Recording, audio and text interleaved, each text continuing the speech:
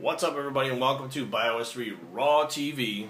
Today we're going to go over some bodybuilding, diet, training, fitness myths, because there's a lot of shit out there that is told to people and it's not founded. There's no foundation whatsoever other than someone heard something from someone who heard something from someone who told them this. And if you ever really stop to question, like, where did you hear it? What happened? What is the proof? What is this? They don't have any answers. So the first one I want to talk about is about how protein is so bad for your kidneys. Now, if you eat 800 gram protein a day, possibly it can fuck your kidneys up, but it's going to probably fuck some other shit up too, okay? Bottom line is, if you overdo anything, it's not good for you. So if you get someone who's 150 pounds or eating 190 grams of protein, it is not bad for their kidneys. You know what is bad for your kidneys? Very bad for your kidneys, and the proof is all there. All you have to do is look it up. Advil, which 99% of people take out there, unless they take their Tylenol, for pain. That thing fucks your kidneys up worse than any amount of protein ever would. And it's available on the market, and people give it to their fucking kids, children's Advil in liquid, and this thing is more damaging to the kidneys than any amount of protein ever will be. So I hate when I see people start preaching about too much protein, then they pop a couple Advil, then they pop a Tylenol, which fucks their liver up, and they're complaining to us about protein. Okay. Another one is, you can get as big as a pro bodybuilder without taking drugs. Bullshit, you cannot get that big. Me and my training partner, Donnie Susan, when we were teenagers, had stars in our eyes. We were like, we're going to go to the Mr. Olympia, and we're going to do it natural. The only way we're going to the Mr. Olympia natural is if we buy a ticket and go sit in the crowd. And it took us a couple of years to figure that out, but eventually, you know, you smarten up and use common sense and realize you're not going to be a pro bodybuilder unless you take steroids. Another one is, if you eat a low-fat diet, it doesn't matter how many calories you take in, you won't gain fat. What? So, let me get this straight. Pixie Sticks and Pop-Tarts, low-fat. So I can eat those all day long and not gain fat. Please, someone fucking challenge me and do that. That would be fucking awesome. I would love to see how fat you get by eating only Pop-Tarts and fucking Pixie Sticks and Reese's Peanut Butter Cups and all kinds of other shit that has no fat in it and not cutting your calories. It would be awesome. I'd love to see that doughboy fucking results on that one. The more you work out, the more you'll grow. No, that's not, no. Now, the harder you work at your job, obviously, the better you do. This is not the same thing. You can put yourself in such a deficit that you wind up fucking yourself up if you train too much. So you have to train hard, but smart. So you have to find out what the balance is between stimulating growth, recovering, and growing muscle. Otherwise, you're just constantly breaking down the muscle tissue, never letting it grow. So that, you know, that is totally a myth, totally stupid. The longer you work out, the better. Okay, that one goes back with the one before. You can't work out for 4 hours a day and expect your body to take that stress and handle it very well. It's going to break down. Your body can only take so much. And they've never done a study on someone working out for 4 hours a day for fucking 6 months straight. Why? Because the fucking person will be dead. Shit. You don't have to be strong to be big. Now, that one is not a myth. I have seen guys that are not that strong, that are pretty big, but at some point in their training career, they were pretty friggin' strong. So it just depends on what you consider strong, because if someone, you know, for them 225 for 12 is strong, well, then they're strong. So, and they're already big, but someone else may be 140 pounds that they weigh, but they can bench 400. You know what I mean? So they're strong, but they're not big. So, you know, it's true but not true, but you guys get what I'm trying to say. The training programs that work best for pro bodybuilders are best for everyone.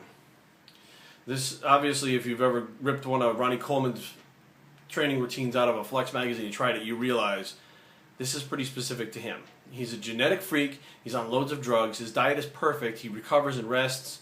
It's obviously not, I mean, some people may use it in a work, but it's not best for everyone.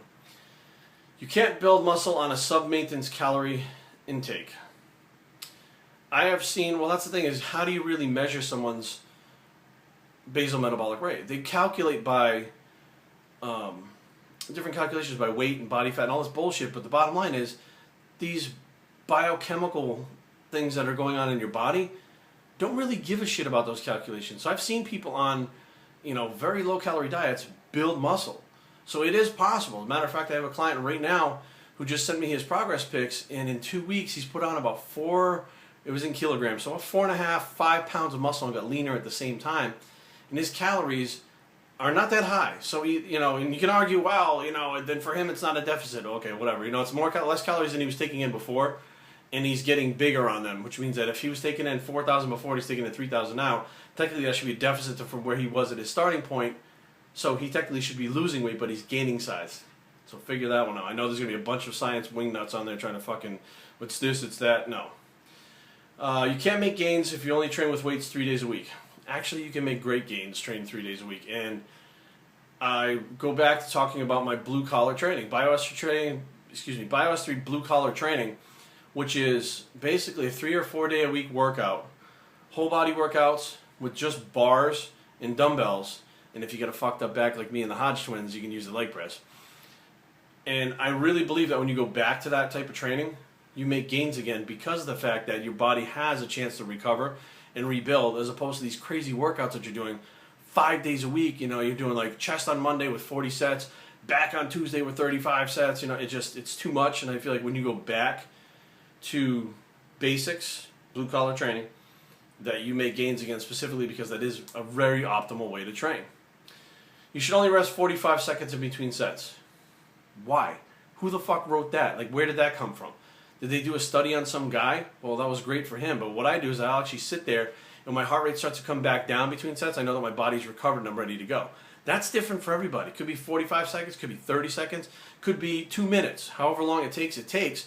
But there is no set time to move from set to set for anyone. There's no specific time. You have to use fancy weightlifting equipment in order to make the best gains. Obviously, we all know that's bullshit. Weight training makes you big. Aerobic exercise cuts you up.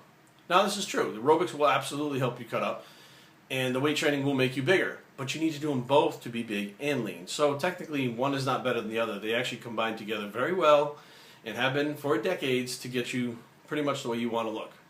You can completely reshape a muscle by doing isolation exercises. No, you cannot. The shape of your muscle is going to be the shape of your muscle for the rest of your life. You can make it bigger, which will change the shape of your body because you'll be bigger, but you're not going to change the shape of the muscle. It can't be done. If you get a pump, you're working the muscles adequately to ensure muscular hypertrophy. No, a pump does not mean you stimulated muscle growth.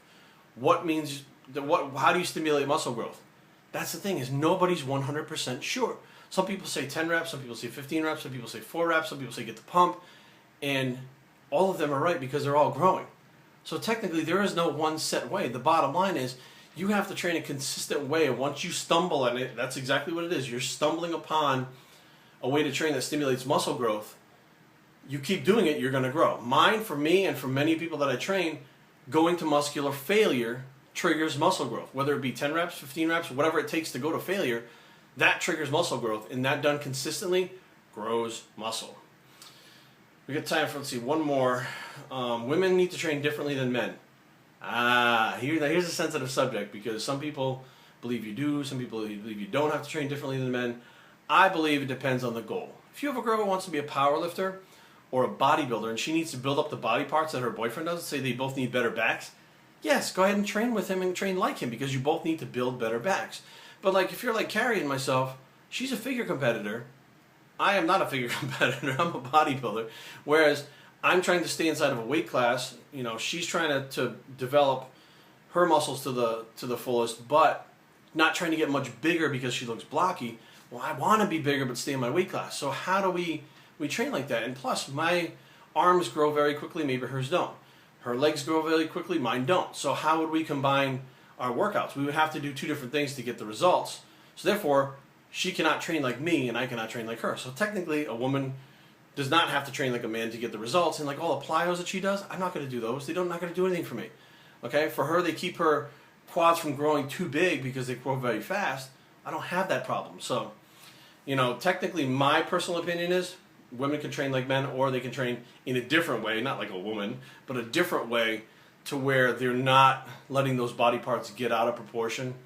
Well, that's just like anybody. It's just like a guy too. So, you know, if you have something that you don't want to get bigger, you need to find another way to train it. But technically, I guess when you boil it right down, there is no guy and girl way of training, unless the girl just doesn't want to be big and muscular. Then absolutely no, she shouldn't be training like a guy, because most guys are training for size. So I hope that these myths that we talk about a little bit here kind of open you guys' eyes a little bit. bios3training@gmail.com. Leave comments down below. www.bios3training.com is the blog, and we're out.